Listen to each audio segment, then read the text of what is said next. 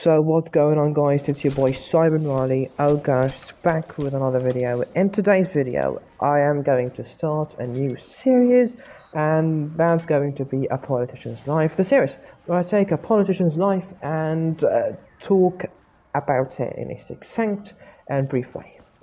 Now, I thought that it would be apposite and pertinent to start the series by talking about Gerald Ford, the 13th President of the United States of America. So, let's get straight into it.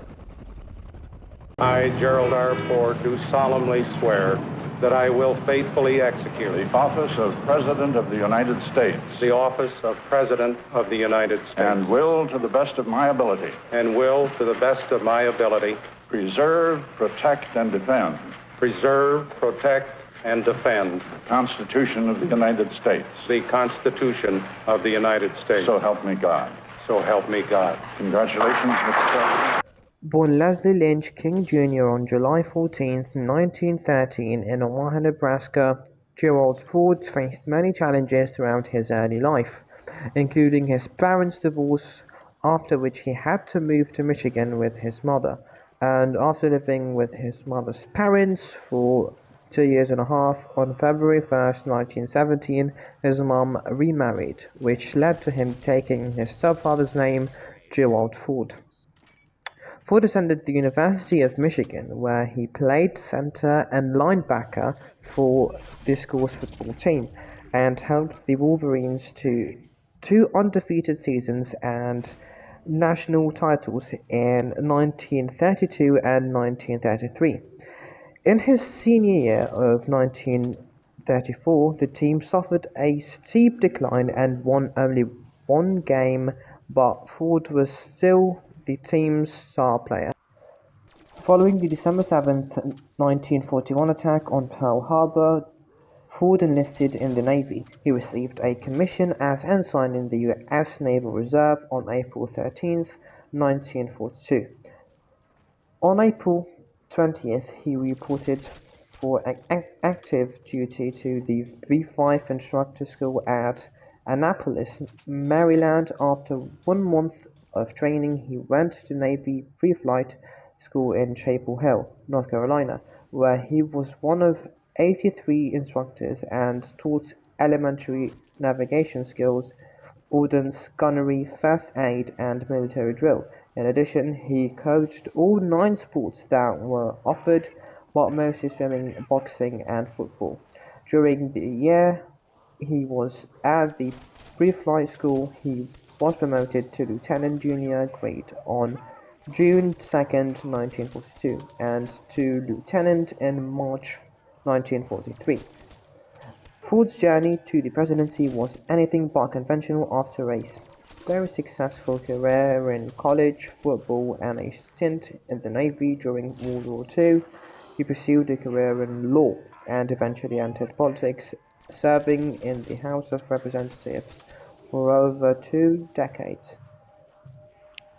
For the past decade, Ford had been unsuccessful working to help Republicans across the country gain a majority in the chamber, so that he could become House Speaker.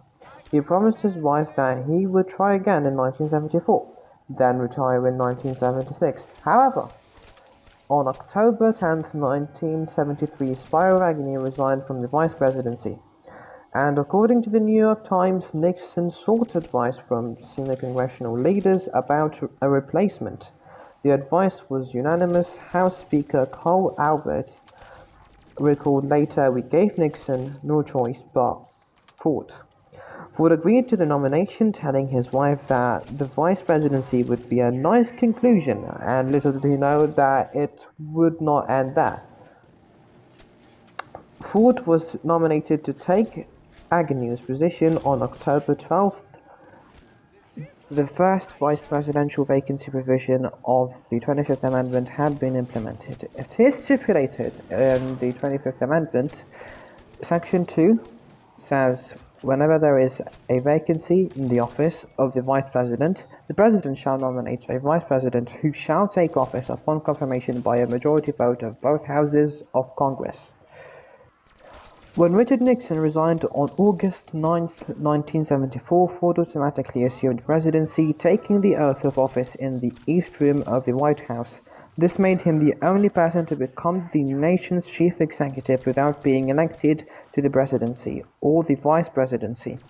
Immediately afterwards, he spoke to the assembled audience in a speech that was broadcast live to the nation.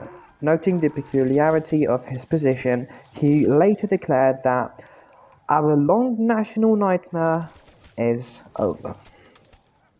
My fellow Americans, our long national nightmare is over.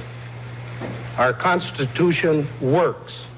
Our great republic is a government of laws and not of men. Ford's presidency was marked by numerous challenges, both domestic and international. One of his most controversial decisions came in September 1974, when he granted Nixon a full pardon for any crimes he may have committed while in office, sparking widespread criticism but also earning him respect for his efforts to heal the nation's wounds. Despite facing opposition from both sides of the political aisle, Ford remained steadfast in his commitment to bipartisanship and unity. He worked tirelessly to stabilize the economy, address inflation, and promote human rights around the world. Ford's presidency may have been brief, but his impact on American politics and society continues to be felt to this day. His legacy serves as a reminder of the importance of integrity, humility, and leadership in times of crisis. So that was it. I don't know how much you guys enjoyed the video, but it was fun to make. That's for sure. Yeah, I enjoyed making the video. And yeah, so guys, if you want me to continue doing this series, then please hit that like button, subscribe to my channel, and hit that notifications bell. Hopefully, I am going to upload a few more videos in the upcoming days. By the upcoming days, I mean this week, hopefully. So yeah, stay tuned, and see you later. Bye bye.